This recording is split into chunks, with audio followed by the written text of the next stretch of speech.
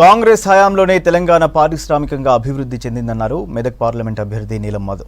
Medak parliament segment పరిధిలోని సిద్దిపేట జిల్లా ములుగు మండల కేంద్రంలో రోడ్ షోలో పాల్గొన్నారు. కాంగ్రెస్ సామాజిక న్యాయం కావాలంటుంటే బీజేపీ మత రాజకీయాలు చేస్తుందని విమర్శించారు. కేంద్రంలో కాంగ్రెస్ అధికారంలోకి రాగానే అన్ని వర్గాల కోసం కులగణన చేస్తామన్నారు నీలం మధు.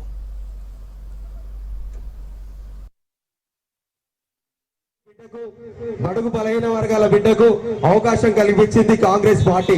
ఆ కాంగ్రెస్ పార్టీ గతంలో కూడా మీరు చూడొచ్చు, ఇందిరాగాంధీ గారు ఉన్నప్పుడు, ప్రధానమంత్రి ఉన్నప్పుడు మన ప్రాంతంలో ప్రతి ఒక్క గ్రామంలో అయినా ప్రతి ఒక్క పట్టణంలో అయినా తెలుసుకోండి, ఆ రోజు భూములు ఇచ్చిన పార్టీ ఎవరైనా ఉందంటే కాంగ్రెస్ పార్టీ అని చెప్తున్నా. ఎస్సీలను అడగండి, బీసీలను అడగండి, ఎస్టీలను అడగండి.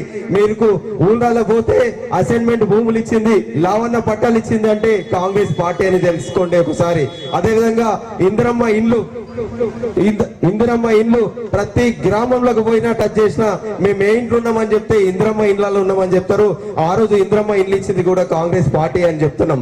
అదే విధంగా కంపెనీలు పెట్టించింది కూడా కాంగ్రెస్ పార్టీ. ఇక్కడ బిహెచ్ఎల్ అయినా సరే, ఓడిఎఫ్ అయినా సరే, ఐఐటి సంగారెడ్డి అయినా సరే, ఈ ప్రాంతంలో కంపెనీలు పెట్టించింది కూడా కాంగ్రెస్ పార్టీ. అదే విధంగా ఈ రోజు తెలంగాణ రాష్ట్రంలో ప్రజా ప్రభుత్వం, ప్రజా పాలన, మన అందరి పాలన ఇస్తున్న ప్రభుత్వం మన రేవంత్ అన్న ప్రభుత్వం. రేవంత్ అన్న ప్రభుత్వంలో ప్రజలందరూ కూడా స్వేచ్ఛగా ఇచ్చిండ్రు.